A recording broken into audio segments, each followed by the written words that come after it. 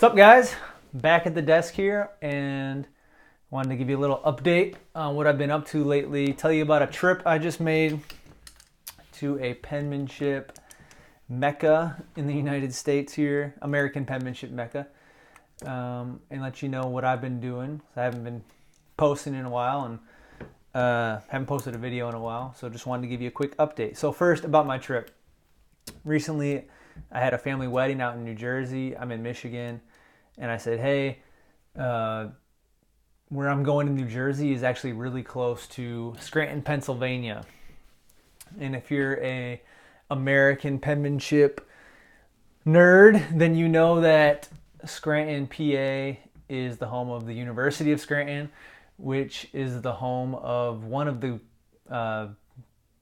greatest collections of American penmanship in the world. Scranton has a connection, from what I understand, to P.W. Costello, who was a great penman, was featured in the Business Educator, and did a lot of stuff for Zaner Bloser. And it just so happens that Zaner Bloser ended up donating this large collection, which includes some of the stuff that was donated by George Healy, who was kind of like, I don't know if I get all this history right, so if I get something wrong, please correct me in the comments. But George Healy was, I think, the last editor for the Penman Art Journal, which was then bought by Zaner Bloser. And they kind of consolidated the Penman Art Journal and the Business Educator into a single periodical. So when that happened, I think at some point George Healy decided to give Zaner Bloser a bunch of stuff. And then he also, I don't know if he gave it to Zaner Bloser first or if he gave a part of the collection directly to the New York Public Library. So basically, for whatever reason, George Healy had this great collection of work. Some of it got sent to the New York Public Library, which is another place you can go see a great collection. And then the other stuff got sent to Zaner Bloser, and then it got passed on to Scranton, the University of Scranton. Long story short, there's a great collection of stuff at the University of Scranton. It's huge. I only saw a small percentage of it. Tons of it is digitized. So if you go on the University of Scranton website, go to their special collections page, or the library website, go to the special collections page, look up Zaner Bloser, look up penmanship, look up George Healy. You'll find a ton of it has been digitized, and you can look at it, and it's like, it would take you hours and hours to go through everything that's digitized. And so really, I kind of just took a shot in the dark and said, I found some stuff. I found this guy Fearon, Edwin Fearon, who was a professional penman. And for whatever reason, a lot of his scrapbooks and personal items were in this collection, this Zaner Bloser collection. And I said, all right, I want to look at his scrapbooks. And he had some books that I wanted to look at too. And then there was some pens that I looked at as well. So saw some great stuff. Fearon had some great scrapbooks. Unfortunately, he pasted a lot of the specimens. So he was clearly writing to penmen like Madaras and Flickinger. Who else did he write to? A.D. Taylor, Zaner. He was writing to these guys as he was already, I think he'd already learned a lot, but he wanted to take his penmanship to the next level. And he's basically asking them for, if they could help him learn. And so he was getting these responses from all of these penmen saying, yes, I can help you. I have a correspondence course. I'll take you to the next level. A lot of these guys were telling him. I think Flickinger said, no, I can't work with you. I'm too busy. Which makes sense because he was the best of the best. So yeah, interesting letters he was getting from these guys. But yeah, there's so much in the collection, and what I looked at, if you want to look at and see what I saw, I took some pictures. I put them up on my website. I'll put the link to the collection of photos that I took in the description of this video. Go check it out there. Go to my website, perfectbiscuits.com.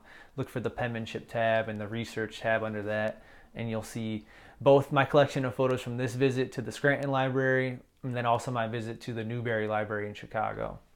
So I've been to two of the big collections. I've been to IAMPITH, which is the International Association for American Penmanship. They have a great collection as well.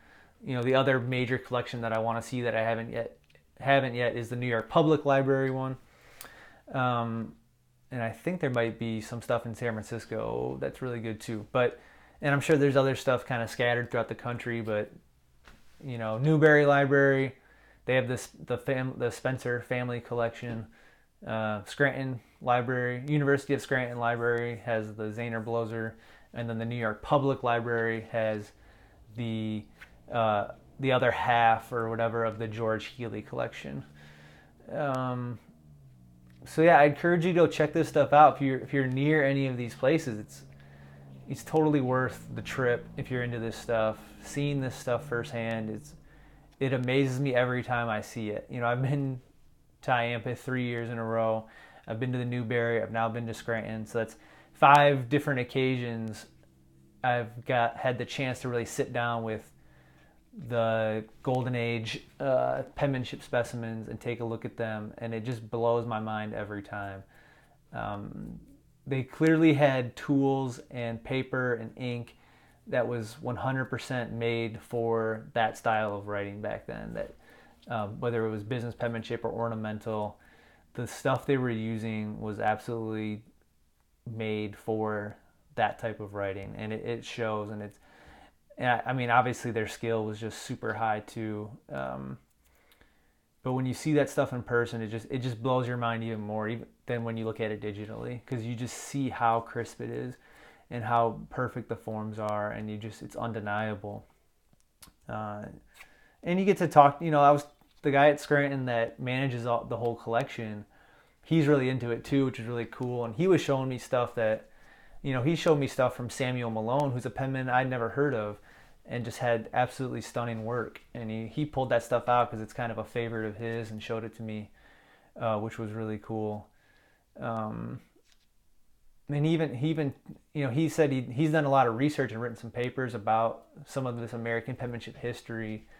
And he talked about how obsessive these guys were from what he read, and how it had actually, there was like a lot of accounts of people talking about the obsession of penmen with their craft, and how a lot of penmen kind of went crazy from studying so much and practicing so much, which makes total sense to me because I've studied a lot. I have not nearly gone to the place where I'm going to go crazy, but I definitely have not reached the level that they had there. So you really have to really devote your life to this stuff to achieve that level of mastery that they did. So I just wanted to share this with you, give you a few tips on if you do want to visit these places. Definitely reach out to them beforehand, at least a week before, and say, hey, I want to come look at what you have, your penmanship collection. And you can just say like, hey, if you look at the digitized stuff that they have first, you can say, hey, I want to see this stuff. Or you could just say, hey, I don't really know what I want to see. Do you have any recommendations? They just appreciate you reaching out beforehand. I know that, because then they can prepare for your visit. They can have the stuff ready, and you don't just show up and say, hey, I want to look at this stuff. And they're like, we need some time to get this stuff out. So definitely reach out beforehand. If you're visiting the Newberry Library in particular, they have a great online system where you can actually kind of order all the stuff you want to look at ahead of time.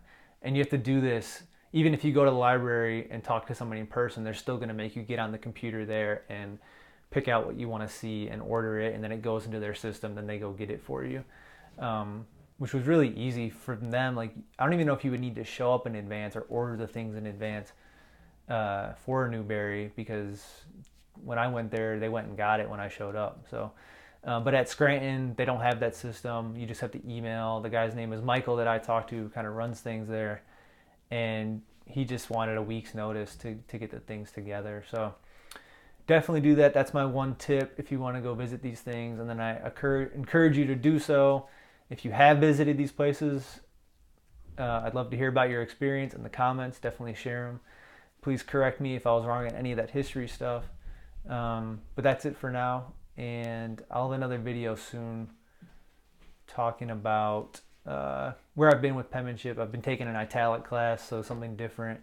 Not doing as much business penmanship and American stuff right now. I'm still doing it though, so don't worry. And I'll be back to it soon. I think I'm learning a lot from the italic hand, some of the slower penmanship stuff that I've been doing, italic. I think I'm learning a lot there that I'm eventually will bring back to the American movement writing stuff. So thanks for watching, and like the video, subscribe, do all that. Check out my website, perfectbiscuits.com, and I'll see you next time.